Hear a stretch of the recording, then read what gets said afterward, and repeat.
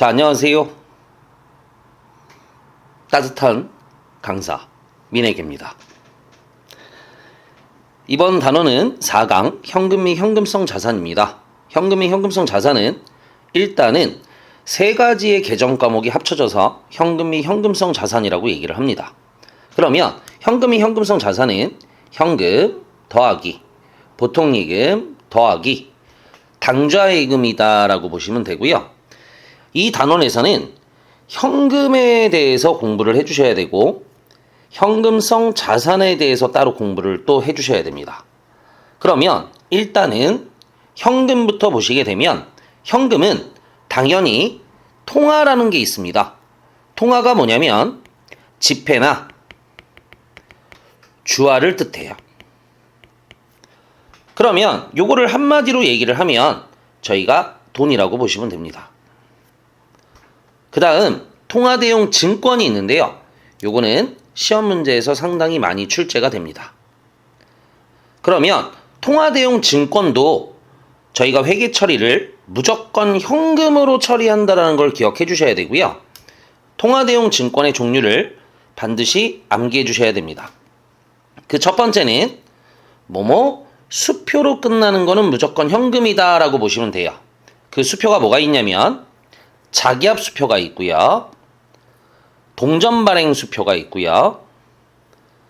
송금 수표가 있고요. 여행자 수표가 있고요. 가계 수표가 있습니다.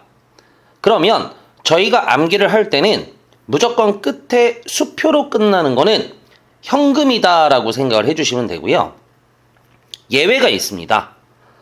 당전 발행 수표라고 나와 있는데요. 당전 발행 수표는 앞글자의 당자를 꼭 기억해 주셔야 됩니다. 그래서 회계 처리가 당좌 예금이다 라고 기억을 해주시면 돼요. 그러면 여기에서 중요한 거는 시험 문항이 현금 및 현금성 자산에 대해서 골라라 라고 했을 때는 현금, 보통예금, 당좌예금을 합친 게 현금 및 현금성 자산이기 때문에 당전 발행 수표가 나왔을 때는 저희가 포함을 해주셔야 됩니다. 그런데 만약에 현금만 물어봤을 때는 당전 발행 수표는 절대로 포함을 해주시면 안 됩니다. 당전 발행 수표는 회계 처리가 무조건 당좌예금이다 라고 기억을 해주시면 돼요. 그 다음에 옆에 선일자 수표가 있는데 저희가 시험 문항에서 선일자 수표가 상당히 많이 출제가 될 겁니다. 선일자 수표는 즉시 지급하는 거래가 아니고요. 미래 날짜로 발행하는 수표이기 때문에 저희가 회계 처리를 무조건 어음으로 처리한다라고 기억을 해주시면 돼요. 그래서 받을 어음이나 지금 어음으로 처리하는 게 선일자 수표다라고 기억을 해주시면 됩니다. 밑에 보시면 송금환이 있고요. 우편환이 있고요. 배당금 지급 통지표가 있고요. 만기 공사채 이자표가 있고요. 국세환급 통지서가 있습니다. 이런 것들은 여러분들이 암기를 하셔서 만약에 현금 또는 현금 및 현금성 자산에 대한 문제가 나왔을 때는 여러분들이 체크를 하신 다음에 금액이 나왔을 때는 계산을 해주시면 되고요. 종류를 물어볼 때는 그 종류를 찾아주시면 됩니다. 그러면 옆에 있는 요구불 예금이라는 게 있어요. 요구불 예금은 언제든지 사용자가 요구했을 때 입출금이 가능한 예금을 저희가 요구불 예금이라고 하고요. 요구불 예금은 현금 및 현금성 자산에 속하기 때문에 보통예금이나 당좌예금을 꼭 기억해 주시면 됩니다. 여기서 중요한 거는 질권이 설정된 예금은 제외한다를 꼭 기억을 해주셔야 되고요.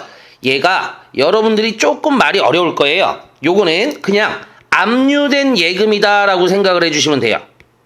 그러면 압류된 예금이라는 거는 저희가 언제든지 인출을 할 수가 없죠.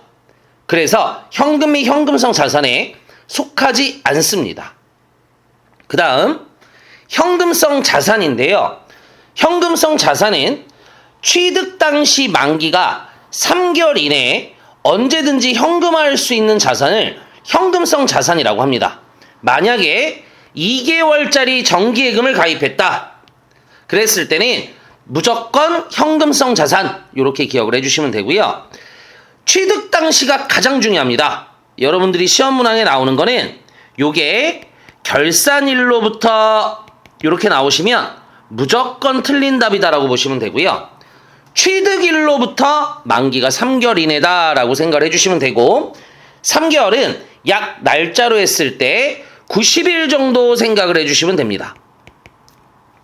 그래서 현금, 보통예금, 당좌예금을 합쳤을 때 현금 및 현금성 자산, 그 중에 현금의 종류 중에 통화 대용증권이 있는데 통화 대용증권은 종류를 반드시 암기를 해주셔야 되고요.